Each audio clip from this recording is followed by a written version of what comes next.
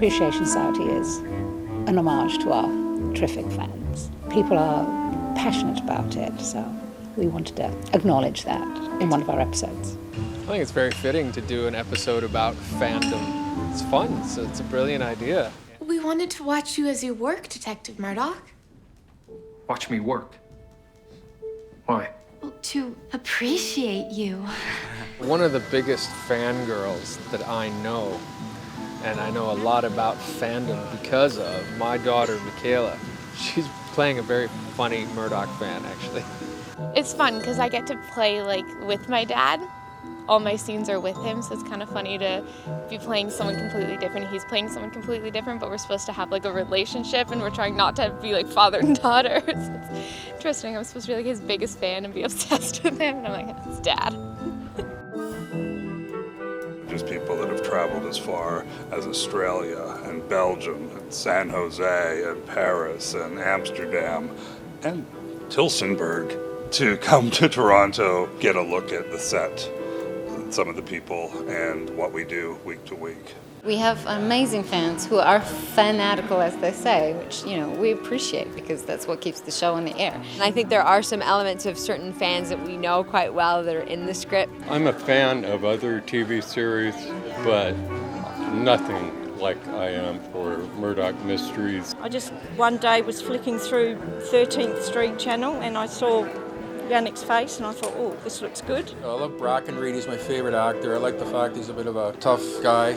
George has just got such a quirky, lighthearted feel. He makes the show have balance. I really like Julia because I'm a nurse, so being in the medical field, I like how she made such great strides being a woman in the time. I think it's just a feel-good show, to be honest. The whole cast seemed like a really close-knit group and you care about them. I like how it's based on the history and how they're pretty much inventing things that we use in an everyday life, like the telephone. I love the Victorian era, I just love it, and how we're going into the Edwardian, and the costumes are actually following that. Women particularly have come to me, and younger girls, and said what an inspiration they find her as a character. People seem to like the character, When I was on Coronation Street, people didn't like my character and I got killed off. But people seem to like me and I'm still here, season 8. Well, I don't want to sell myself short, but I think being the likable sidekick, that's a pretty surefire way to get the approval of your fans. Batman is cool, but everybody loves Robin. It's easy to love him. I think having another female character was really nice for the female fans. She's also just one of the characters that's just a little more lively and really thinks outside the box for that time period. I think for us to meet the fans, meet the people that are watching and supporting our show around the globe is pretty cool. Just sort of thank them, even if it's just saying hi, nice to meet you, and saying thanks for watching the show. And it's something that I appreciate being able to do. In coming up with the story, because one of the characters was a bookstore owner, I decided to use a book. In sourcing books that were published in 1902, I found that Mark Twain wrote a novella called A Double-Barrel Detective Story. It had a great reference to the fact that there were 2 stories in the episode. So you do have a copy? I actually found things from the book itself.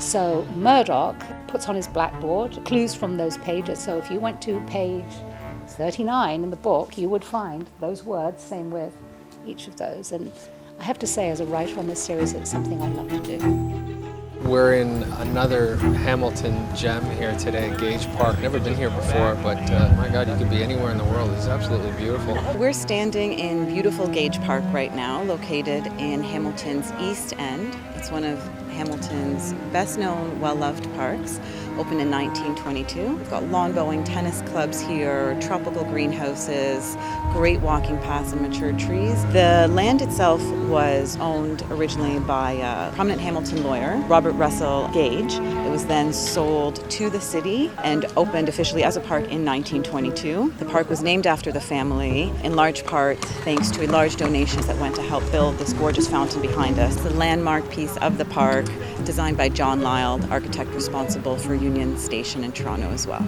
So, Doctor, what do you make of the detective's admirers? It seems the notion of ardent followers is something of a modern phenomenon. a byproduct of his successes, I suppose. Have I been a fan? Yeah, I remember always a big fan of the Tragically Hip and ended up with a backstage pass somehow and met Gord Downey and sort of fumbled my words. Kind of obsessed with the Vampire Diaries. That is a really guilty pleasure that I have. When I was really little, I was a bit crazy about Michael Jackson. Like a bit crazy about Michael Jackson. I do remember that I had posters on my ceiling. I'm a fan of a certain football team in England, so I understand fandom to a certain extent. It's an interesting concept, being a fan of something. I'm like the fangirl. I love, right now it's currently like One Direction. I have things that I grew up with that just blew my mind. I wanted to be Batman. I wanted to be Han Solo. I like all of these things. There's a reason why I ended up in showbiz. I was a huge fan. All right. Everybody smile.